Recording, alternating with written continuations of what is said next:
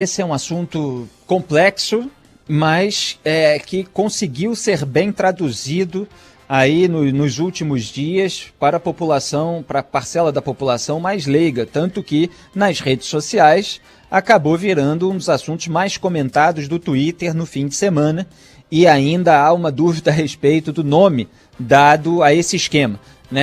Os repórteres do Estadão que publicaram a matéria chamaram de tratoraço, aí depois, para fazer uma analogia com o mensalão do PT, passaram a falar de tratorão, depois virou tratolão, depois bolsolão, para associar ao Bolsonaro, porque é o governo dele que está liberando essa verba, e ficaram os dois nomes no fim da noite de domingo, bolsolão e tratoraço, entre os 10 assuntos mais comentados do país no Twitter. Há muitos aspectos a falar a respeito desse caso. Eu venho chamando desde a estreia desse programa e muito antes, ao longo do meu trabalho, a atenção para essa liberação de emendas sem critérios definidos, sem transparência, para obras em redutos eleitorais dos parlamentares, sem a devida fiscalização. Quer dizer, nós não sabemos o quanto de dinheiro pode ser desviado, com esquemas possíveis de superfaturamento, como está aparecendo suspeita agora, no caso dos tratores. Então, venho chamando há muito tempo a atenção para isso. Aliás, teve a decisão no Congresso Nacional, março de 2020, sobre emendas de relator. Também fiz um vídeo explicativo longo a respeito disso, está publicado no YouTube. Então vai haver muitas frentes de análise que a gente vai precisar de vários dias para detalhar tudo. Eu quero começar por aquilo que é mais fácil de entender, que são as questões gerais. As questões gerais são as seguintes: o presidente Jair Bolsonaro, ele disse um tempo atrás que o país estava quebrado. Quando é de interesse político dele fingir que não tem dinheiro para nada, ele diz que o país está quebrado. E eu tinha feito uma listinha, que o país está quebrado, segundo o presidente, mas só tem dinheiro público para esses itens aqui. Férias milionárias do presidente Jair Bolsonaro, torrou 2.400.000 reais nas férias dele. Compra de novela da Record pela EBC, então uma emissora de TV governista, teve uma novela comprada, ganhou dinheiro com isso, pela empresa de comunicação pública, estatal, que o presidente Jair Bolsonaro, em campanha, prometeu privatizar. Não só não privatizou, como passou a usar a EBC para fazer a sua própria propaganda, como aconteceram vários episódios, até em jogo de futebol, em que ele participou, transmitido, ou que não participou, aí o narrador manda abraço, tudo aquilo que a gente viu nas redes sociais principalmente. BMW de deputado bolsonarista, alugada de assessor especial de Bolsonaro, da empresa lá, o deputado confirmou, esse é meu padrão de vida mesmo e tal. Emendas bilionárias do Centrão no orçamento, então eu já tinha apontado isso nessa lista, e a excursão do Bananinha, o Eduardo Bolsonaro, a Israel, lá com o Hélio Bolsonaro, Hélio Negão, como eles chamam, como se fossem dois especialistas em ciência, para ver o spray a ser usado contra a Covid-19. Gastaram lá pelo menos 400 mil reais, de acordo com o noticiário, nessa excursão, sem ter produzido nenhum trabalho científico até o momento. E, obviamente, tudo que é medicamento pode ser monitorado sem precisar que parlamentares vão lá passear em Israel para tirar fotos com lideranças, no caso de Israel, liderança à direita, e posar aqui de direitista no Brasil, quando está fazendo tudo ao contrário de uma liderança mais sensata, pelo menos durante a pandemia, como é o caso do Benjamin Netanyahu lá em Israel, que está controlando a pandemia, ao contrário do presidente Jair Bolsonaro. Fez tudo diferente e ainda fez um comercial na TV com um sujeito fantasiado de palhaço que ele ironizava por ser negacionista e por ficar espalhando teorias conspiratórias. Poderia muito bem ser um papel encarnado por algum membro da família Bolsonaro, como todo mundo comentou na época na rede social, no Twitter, que é onde tem mais detalhismo ali, embora obviamente muita propaganda também, a respeito do debate político.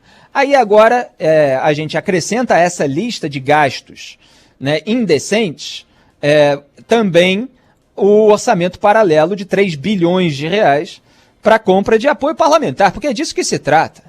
Você está liberando dinheiro para os parlamentares apoiarem esse governo, não permitir que o impeachment avance, apoiarem projetos específicos também do governo na hora da aprovação no Congresso Nacional. E você teve recentemente, que eu comentei aqui na semana passada, o aumento acima do teto para comissionados, como os generais Braga Neto e Luiz Eduardo Ramos, que vão receber lá mais de 20 mil reais a mais por mês, em razão dessa portaria publicada pelo próprio governo Bolsonaro, que gerou para ele, de acordo com a reportagem inicial, um reajuste na própria remuneração. O governo Bolsonaro, reajustando o salário do próprio presidente da República. Então você tem o teto constitucional, que é o salário dos ministros do Supremo, está ali em R$ 39.200, mas se você soma aposentadoria mais um cargo de comissionado, quer dizer, o sujeito que é nomeado por indicação política, por exemplo, como eleição, aí o sujeito soma tudo e ganha mais do que ministro do Supremo Tribunal Federal e torra o dinheiro do contribuinte, o dinheiro dos pagadores de impostos, né? Vai somando ali. Isso sem falar nas verbas obscuras aí para os passadores de pano, que eu tenho apontado já há muito tempo. Mas isso é outro assunto. Então você tem aí todos esses gastos, enquanto o país está numa situação difícil, que é sempre alegado na hora em que são cobrados a respeito daquilo que a população realmente precisa. Porque isso aqui é tudo a mordomia dos políticos. Tem nada a ver com a necessidade da população. Aí o senador Randolfo Rodrigues, ele ainda publicou no Twitter hoje: o presidente escolheu financiar deputados e tratores superfaturados ao invés da vida do povo. 3 bilhões que ele utilizou nessa falcatrua pagariam 5 milhões de auxílios emergenciais de R$600, que é o valor inicial lá, vocês lembram, né? Que o governo nem queria dar, depois tentou dar R$200, o Congresso aumentou para R$500, para ele ficar com crédito diante dos beneficiários, aumentou para 600. Agora teve que reduzir a metade praticamente, até abaixo da metade. E o Randolfo está dizendo, olha, esses 3 bilhões aí usados para comprar base de apoio, poderiam gerar 5 milhões de auxílios emergenciais para a população mais necessitada durante a pandemia. 58 milhões de doses da vacina da Pfizer, de acordo com os valores da primeira oferta, aquela que o presidente Jair Bolsonaro recusou. 58 milhões de doses da Pfizer, com esse dinheiro aí, 3 bilhões de reais de orçamento paralelo. E aí o Randolph, né, com a imunidade parlamentar que tem, diz lá que o Bolsonaro escolheu a corrupção. Ele está na comissão parlamentar de inquérito, com uma atuação incisiva e fazendo as devidas cobranças e, obviamente, com todo o seu ativismo político. Isso não quer dizer que a gente concorde em tudo, na visão de mundo, mas está apontando ali aquilo que precisa ser apontado em relação às omissões e sabotagens do presidente Jair Bolsonaro. Muito bem, então essas são as questões gerais. Diz que não tem dinheiro para a população que precisa, enquanto está fazendo gastos ali de mordomia, compra de apoio, etc.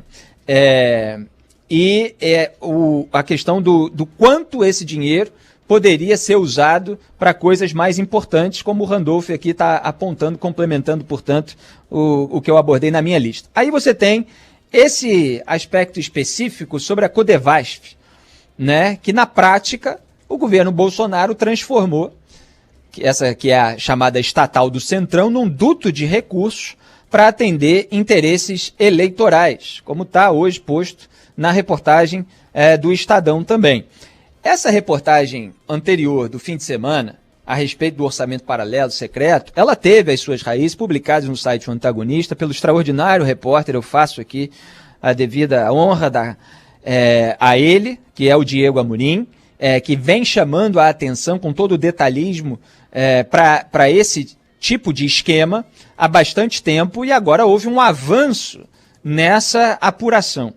E ele colocou lá no site hoje o detalhamento a respeito desse caso. E já há bolsonarista tentando dizer que isso é orçamento impositivo, é isso e aquilo, eles vão deturpando tudo porque essas questões são muito técnicas. E o sujeito leigo, né, principalmente quando ele tem um político de estimação, ele tem aquele senso de pertencimento a um grupo, ele pega qualquer alegação e se dá por satisfeito e finge que o resto é tudo conversa da oposição, da esquerda, que quer derrubar o governo e tal, não sei o quê. Não, é sujeira do bolsonarismo. A gente apontava sujeira do petismo, aponta sujeira do bolsonarismo. Né? As pessoas que estão presentes no governo federal têm o poder de ditar os rumos do país, então a gente exerce a vigilância sobre eles, como exerce, evidentemente, cada um nos seus estados. Eu faço um programa aqui matinal, Jornal Band News Rio, primeira edição, a gente exerce sobre o prefeito, inclusive apareceu sem máscara numa roda de samba, estava criticando ele hoje de manhã, e sobre o governador Cláudio Castro, várias críticas eu já fiz a ele também.